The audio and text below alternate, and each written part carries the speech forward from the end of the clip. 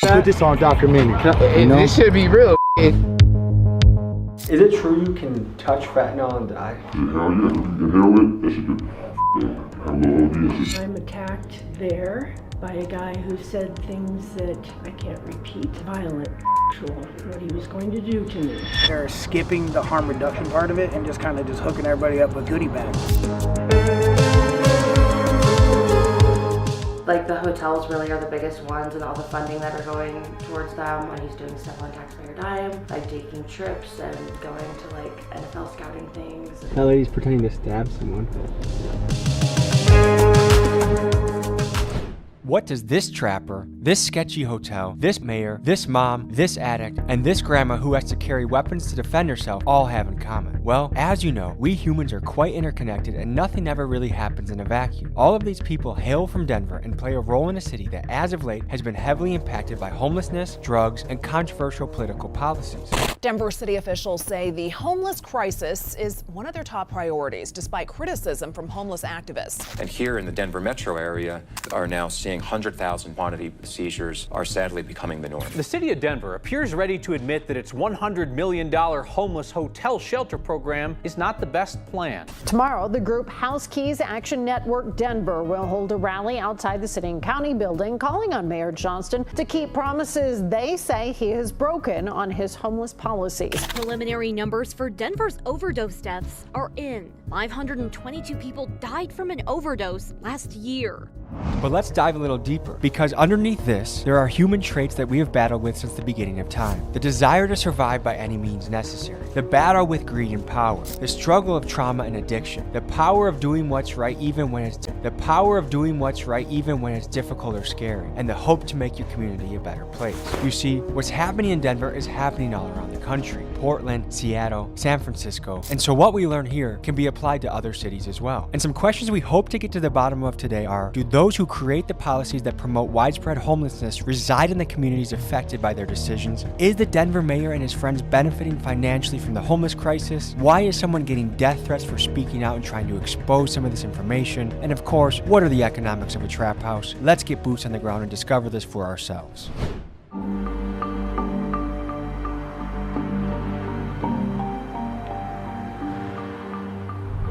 Nice to meet you. Yeah, nice to meet you, bro. Active, bro. Nice to meet you. Nice to meet you, Active. What can you tell us about this area? Shit, you know, some regular shit, fentanyl, gangbanging, politics, homeless, shit, you know, all of the above, bro. Is this your area? Yeah, it's the hood right here. Literally, the projects is up here, but this is where it gets popping at. So I just wanted to bring you to this little spot, you know what I'm saying? How much has homelessness increased in the last few years? Shit, bro, like a motherfucker. It's been going up and up each and every single day. Ever since the Venezuelans and shit, the immigrants and shit pulled up, you know what I'm saying? They just been taking over this shit. We keep this shit 1,000 over here, okay? That's all it's ever been. That's what we're gonna put it on a documentary. We just gonna put this on documentary. This should be real, nigga. As long as you hold it down and you keep it 1,000. Bracket.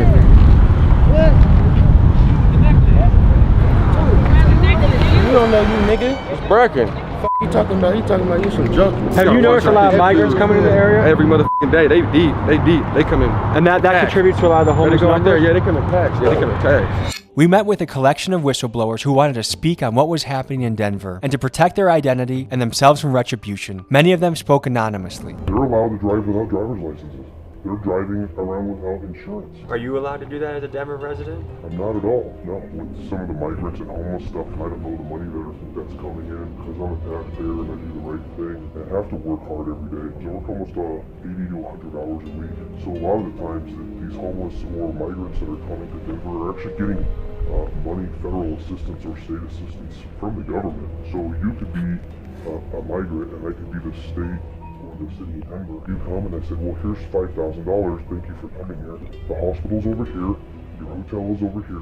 Here's some cash. ¿Te gusta el gobierno de Denver? Like, piensas que ellos son ayuda mucho? Sí, han ayudado. ¿Qué cosas reciben del gobierno de Denver? No, nosotros no, pero sí conocemos personas que sí han recibido celular. Sí. Muchos paisanos de nosotros han recibido ayuda buena, como un techo, refugio, alimentación del gobierno de aquí. ¿El gobierno pega para tu casa? No. ¿Para comida? No, ahorita no tenemos mucho tiempo aquí. ¿Te gusta Estados Unidos? Sí. Now that you got a taste of what certain parts of Denver can feel like, homeless guys with guns, migrants, let's head to the Baker neighborhood, another area impacted, and talk to moms, business owners, and an old lady who was attacked twice in April alone. I call this Jack because if you mess with me, I'm going to jack you up. This is a combination of flashlight and stun gun. Have you ever had to use it? No, but I wish I had. Yeah? Why is that? I was attacked twice in April. I was sitting at a bus bench on Broadway. A man, 40, black, nicely dressed, zipped up on a scooter, laid it down, locked eyes with me, did not look away. He jumped up and sat against me. And then he put his arm around me and pulled me into him side to side and nuzzled in my neck, holding my arms so I couldn't use Jack. Thankfully, the Lord provided a bus right away, and I didn't care if it was going to Kansas. I got on the bus and I got away. A question this channel has pondered often is how do you handle the homeless crisis? One method, the one Denver is employing, is to flush the homeless community with resources like tents, clean needles, and free showers. And while that can certainly be looked at as a humanitarian act by supplying people with the basics to survive, for others it creates a neighborhood that is unsafe, dirty, and rife with the mentally ill. Furthermore, it creates a situation where the people that make good choices, the taxpayers, the families, the contributors, they end up footing the bill for a drug addict to smoke fentanyl on their dime. But what are the alternatives? Can you mandate the unhoused to stay in shelters and in essence create some sort of homeless prison? Should you make it illegal for someone to be homeless? Or should you sequester them to more remote areas away from city foot traffic? Is doing any of those things even ethical? And when you see people conversing with the sky or wanking themselves in a public library while shouting obscenities at somebody, it makes you consider if insane asylums are a good idea to bring back. Now, there are a lot of rabbit holes we can go down, but the summary of all this is, when dealing with a vulnerable population like the homeless, it's not an easy call to decide what to do about it. A lot of the times it's damned if you do, damned if you don't. So how many weapons are you carrying on you right now? I'm carrying 4. Well, this is Jack.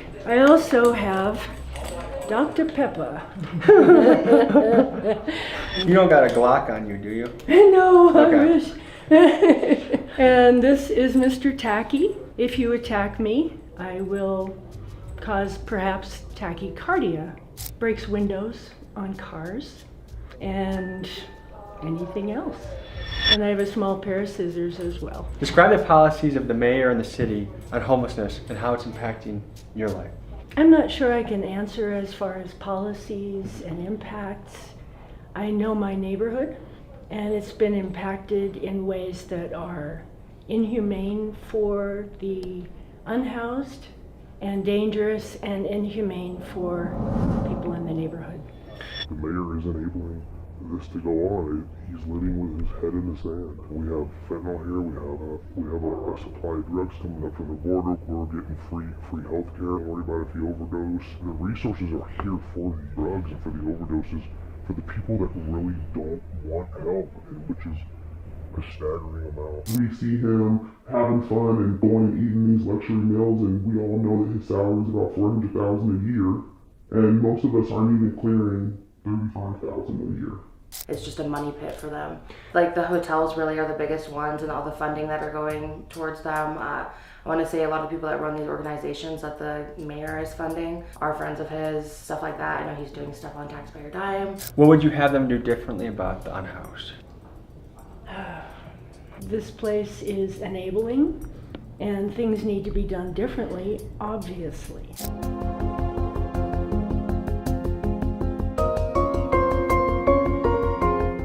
Every morning when I drive in from work, I see a minimum of 3 drug users in the alleyway, either shooting up or smoking meth or actively doing a drug. You can always tell when the new drug hits the street because depending on what the drug is, they act differently. Like, there was one month where they were really lovey and sweet, and then there was the next month they're all bent over like this. Trank. And then you know, there was another one where they were just super aggressive, like super angry. I mean, we've had poop put on our building, we've had feces. People in America have just become too complacent.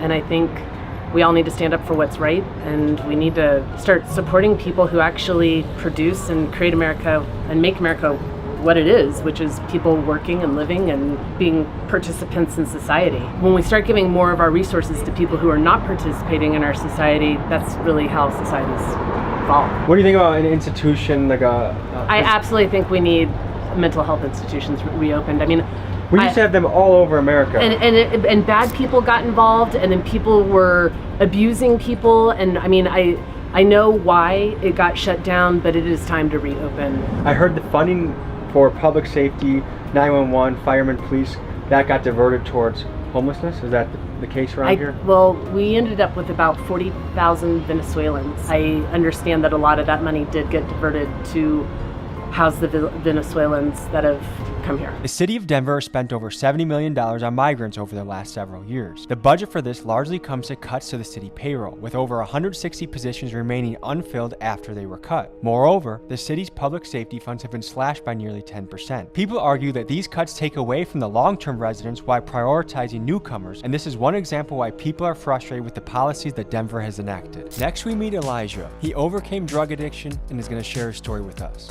Here's what we learned. You know, I was addicted to drugs for a very long time. What was your drug of choice? Well, it started out with OxyContin, and then it moved up to heroin, and then eventually fentanyl. I am 32 now, so it started when I was 16, 17.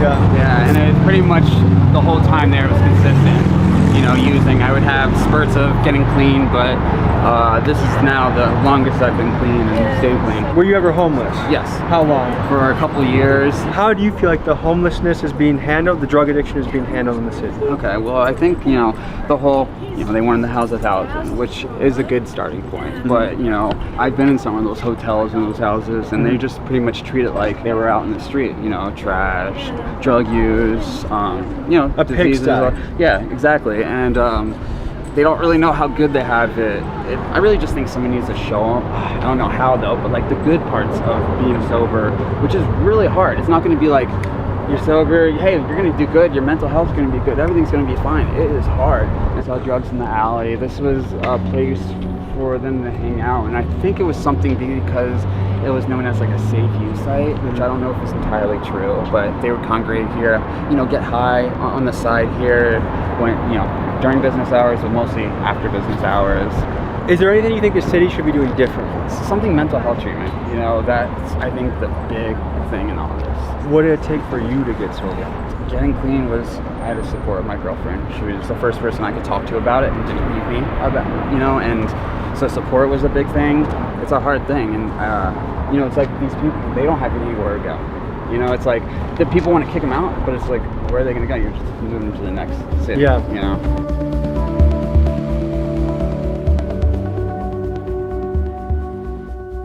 So how long have you been on the street? Probably like a year. Okay. And tell me about what you were paying in rent before this all went down. Like $17.50 or something like that, probably. That's a lot of rent. For a little one-bedroom apartment we split. Yeah. That's up in Loveland too. Okay. What happened that you couldn't pay your rent anymore? It got too expensive, you know what I'm saying? Got old paying that much money, you know what I'm saying? So. Tell me about how fentanyl has hit the city of Denver. Oh, like a big way. You know, you don't do that drug does you for sure. Tell me about the homeless hotels. One, I guess, have you checked that out? Have you considered going? I don't want to go to that kind of stuff. There's a lot to do with like people saying like concentration camps and stuff is like conspiracy theory thing. Mm-hmm. But a lot of it is like they do these tiny home communities where like they shoo people away into corners and you're required to have an ID to get into them. Like they can't have any guests. And a lot of these people will seclude themselves away and like not have any friends, not have any guests over, and just kind of follow the rules just because it's hard out here on the streets and they don't want to be homeless anymore, you know what I'm saying? Some people say that the nonprofits and the mayor, that there's people in power kind of getting rich off the homeless situation. Yes, there definitely are. I guarantee you think so? There are. Yes, look at all the different resources you have with like the NCAP and like just the harm reduction businesses you see shooting up everywhere. Should the city be giving out needles, pipes, tinfoil? They're skipping the harm reduction part of it and just kind of just hooking everybody up with like, you know, goodie bags, you know what I'm saying?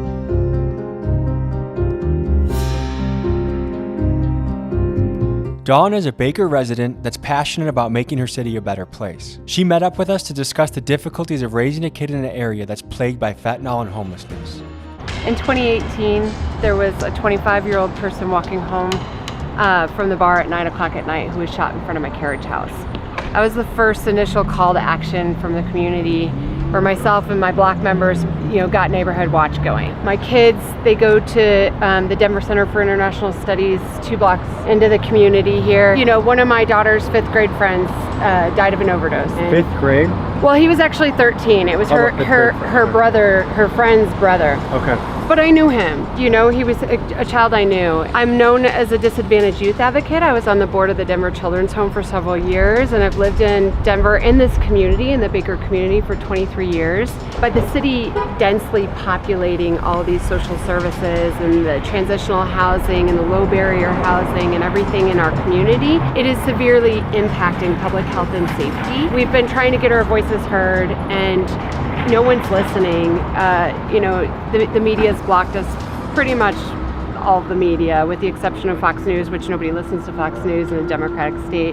The public sentiment's shifting nationally right now, and we can see that happening, and it's specifically related to what they're doing to communities like mine. I stopped bringing my own son here. My son's 11, my daughter's 14 now, years ago. I didn't feel it was a safe environment. It was pretty dirty. And now it's just gotten much worse. And I personally have taken on the Denver Public Library Commission. I've been coming to the Denver Public Library to present to them. We have had 5 open distribution of illicit drugs arrests just here since February 2nd. The vast majority of crime is happening within 1,000 feet of this public library between the hours of 1 p.m. and 8 p.m. And you'll see the kids 5 blocks this way is a middle high school. They walk home past this environment every day. I have video of children walking past people injecting fentanyl.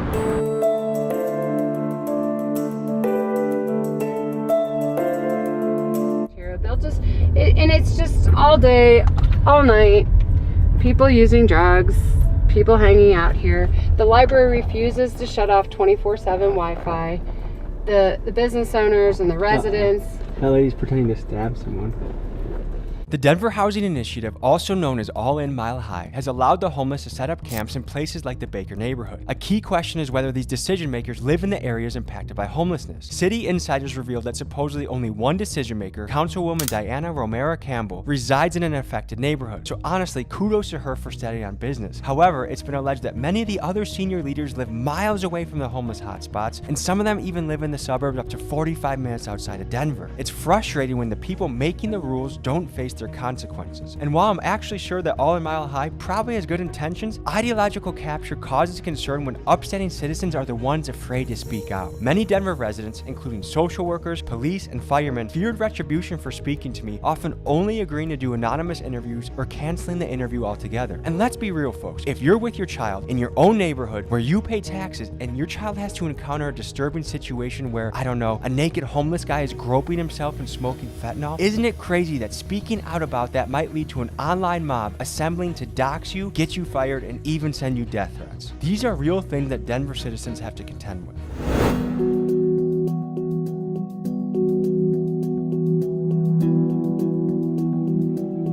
Right now, we're on the phone with Do Better Denver. She runs an Instagram page in Denver where her audience sends her clips of crazy things that are happening in the city. She posts them, and just for doing that, she has received death threats, threatened to be doxxed, and she is afraid for her safety, which is why we have to alter her voice. She believes she has inside information that would lead people to believe that there is some sort of financial conflict of interest going on with this hotel, the mayor, his friends, and nonprofits in the area. Whether that is true remains to be seen.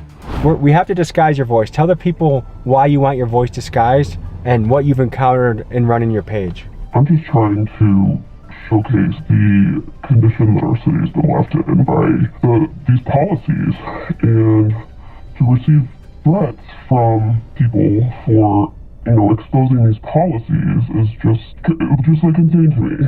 What kind of threats have people made towards you?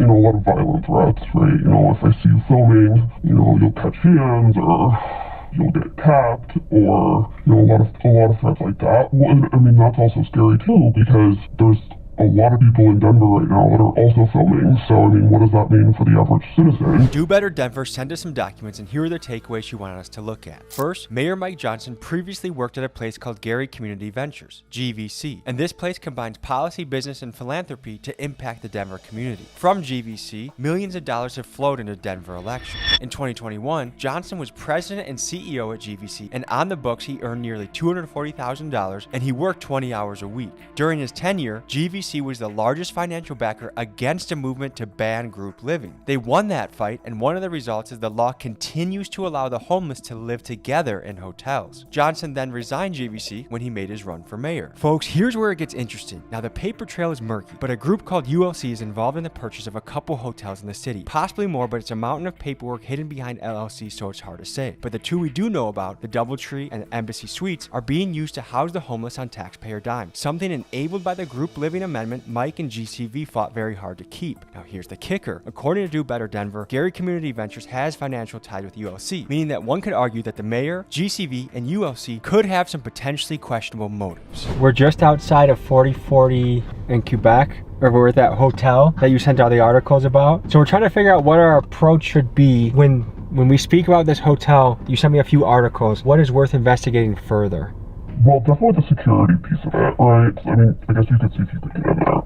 Like, they have a bunch of side doors for that hotel that, like, the security company, I guess, just pops open and people just can go inside. I mean, it's probably pretty dangerous in there. Like, I would be careful. Yeah, I'm imagining a lot of angry homeless guys with makeshift weapons. Yeah. Well, and, like, guns. So homeless guys with guns? Well, I mean, yeah. So there was the double homicide in there, and there was a shooting inside that hotel 2 weeks after that. People also say that he's connected to the real estate deals that involve the homeless hotels. That the hotels have been sold for way over asking price, and that he was a partner of some sort that may have benefited from that. Is that something that you've heard anything of? So what I've heard is from... This is all allegedly, by the way. Allegedly, I heard from the owners of the Best Western and Comfort Inn that Comfort Inn is actually owned, so is the Best Western, and we're actually renting out. They're renting it out to the city from close to the mayor's office. Can you tell me about the connection between the mayor of Denver and this hotel? This one's a little tricky. So the DoubleTree Hotel, which we call the TroubleTree, is owned by an entity called 4040 Quebec LLC. ULC, Urban Land Conservancy, which is, funded by Gary Community Investments. I think ULC loaned money to fund the purchase of the DoubleTree hotel, which would sounds to me like a conflict of interest, right? If you could say a message directly to Mayor Johnston, what would you say? I would say that perhaps he needs to start listening to the people of Denver, and maybe he should listen to my account and not dismiss it because he considers me anonymous. Let's say other Denver residents are listening to this and they are fired up too. What can they do to join the fight? I mean, I think they just need to continue to write their city council members, write emails to the mayor. I do calls to action. We just need to continue telling our city officials that this is not something that we're going to tolerate. Well, we'll be in touch, and I hope you have a great day, okay? Perfect, thank you, you too. Yeah, bye-bye. And saying that someone has to be in fear of their life or getting doxxed to be like, yeah, guy's doing fentanyl in front of children at school is a problem to me. Of course, if you want to understand how drugs are hitting the street, you got to talk to people at a trap house. Here's what these fellas had to say about the business. So folks, we're two businessmen that run a trap house. First question is, how has Fetty changed the game? Shit, that shit changed that shit crazy like a motherfucker. When that shit hit the States for me like years ago, like 5 years ago and shit, you feel me? From what I can understand, like before it was like crack, meth, and heroin were some of the top things to sell. It feels like fentanyl has replaced that. I mean, a lot of people I'll talk to. Have you guys seen that too? Yeah, that's the main thing. That's the main thing for me, for sure. What's the difference between the pills and the powder? Shit, the pills don't fucking kill you in like half a second. Shit, the powder, you have money. you can do a powder for 20 years, you get what I'm saying? And come back. A nigga do fentanyl for a week and you done. Is it true you can touch fentanyl and die? Yeah, hell yeah. If you get this shit in your pores, if you inhale it, feel me? Like if you open a bag with dust, like get in your face and shit, that shit could make you have a little OD and shit. How do you make sure you're safe with it? Shit, gloves, you get what I'm saying? We need to put one little mask, just like that powder, you know what I'm saying? Tell me about the money behind it. What can you buy it for and what can you sell it for? It used to go 30 for 30. You know what I'm talking about, 30? Like fentanyl 30? Back in the day, it used to go $30 for a pill, you know what I'm saying? And then that shit started going cheaper and cheaper. It started coming in faster. It go $5, $2.50 to 50 cents. You know what I'm saying? 50 cents a pill. Is a pill like? It's not like that now though, but that should be. It's like to me, it's like the stock market should go up and down. So you'd rather wholesale it to smaller dealers than be the guy that's going down the street? Shit, type shit, yeah. When I was a kid, my brother sold weed, it would make me nervous driving around. Like my stomach would hurt. I was always like, oh, I'm looking out for cops. Do you ever get nervous doing this job? It's just a risk, bro. Real shit. Look at us. Shit, everyone does that shit, bro. But it's always a risk. Come on here if you want to risk. Go to jail, then shit, risk going to jail. If you're actually going at it for a whole day, like what's a realistic amount of money to make? Shit, up to a couple dirhams a day. Do you guys have to interact with people from the cartel to do this shit? No, hell no. We do our own shit. I see, so if you look at the drug overdoses, fentanyl is by far number one. It's not even close. How do you feel about that? Shit, I don't even know, that shit crazy. I'm just dying out that shit, little crime could kill you. I've heard that the Denver PD is really underfunded and understaffed right now. Do you feel like that makes it easier to do business? I mean, I feel like that just happened because I just heard that they really recently just, they pulling you over for broken taillights and expired tags and little lot shit no more. That actually helps you because it improves your chances of if you I actually caught with little shit, he said, hey shit. But we always make sure we ride a smooth, we ain't no dumb niggas. Oh yeah, so like how long do you guys see yourself being in the game for? Shit, not that long. I'm trying to get out the shit and use this shit to build something better. How do you guys feel about like your impact on the world? Would you look on yourselves as the good end, evil end, or somewhere in between? Shit, we ain't no ass people, you know what I'm saying? We have respect and shit, we don't just be doing no, out of, for me, like some weird ass shit. Like we got morals and shit too, you know what I'm saying? But I don't know, I'll leave that up to God whenever I see that nigga, so. Does your mom know what you do? Shit, my mom be on that shit. Yeah, so. I've been doing that since I was 12 years old, you know what I'm saying? So shit, nothing new to me. What did you guys grow up like? What did your childhood look like? Shit, I had a good little family till I was like 5 with my parents in the crib, big house, you know what I'm saying? Boom, they broke up due to their problems, whatever. So I got dropped off in the project for all my granny. I was like 6, 7, you know what I'm saying? And that's when everything started from there. Is it hard to get a girlfriend with this job? Shit, some love it. Some like this shit. Some be like, nah, nigga, stay away. But some be like, nah, I appreciate you inviting us. Yeah, you tell me about it. Any final thoughts you have for the people? Shit, nah, just keep doing what you gotta do. Stay out the way. Stay away from niggas, you know what I'm saying? Watch your back. And free the game. Folks, we end the episode on a good note. We go back to visit our friend Dawn, who we spoke to earlier. And she's not just someone who talks. She does good through her actions. Here are a few people she's helped get back on their feet and win the fight against homelessness. Tommy, I'm here with? I'm Richard Garcia. Hello, Richard Garcia. Tell me about yourself. Humble, Christian, love people, help people. And it's like I've been out here for a long time.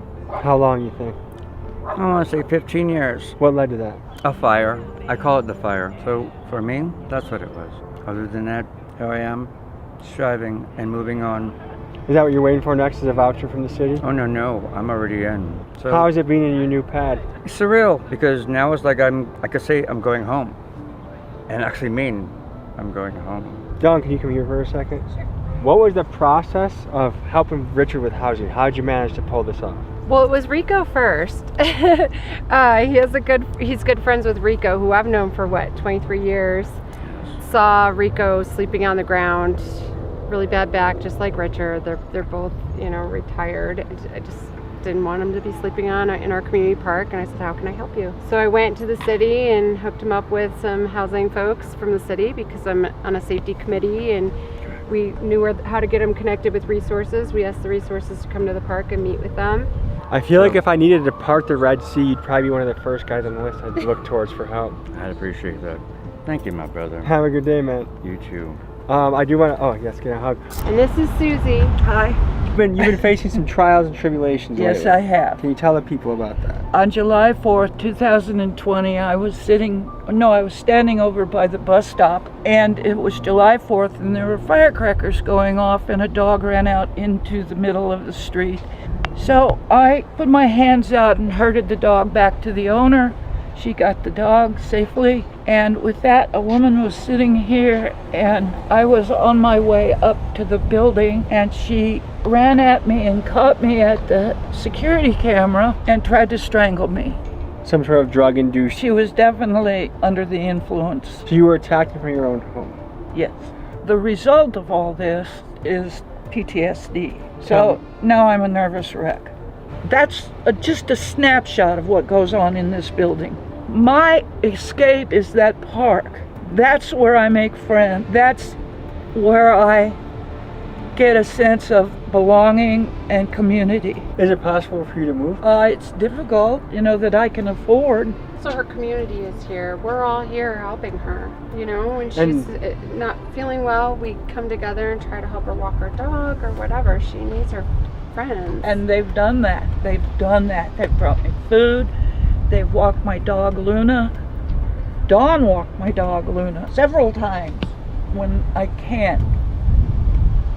That's my community. All right, folks, this was an inside look at the business of a trap house, impact of homelessness and fentanyl in a city. This was a close look at our public servants to make sure that they're doing the right thing. You guys let me know in the comments if you think this mayor is a good guy or if there's something fishy going on. Thank you guys for joining us on this episode. We'll see you next week. Peace.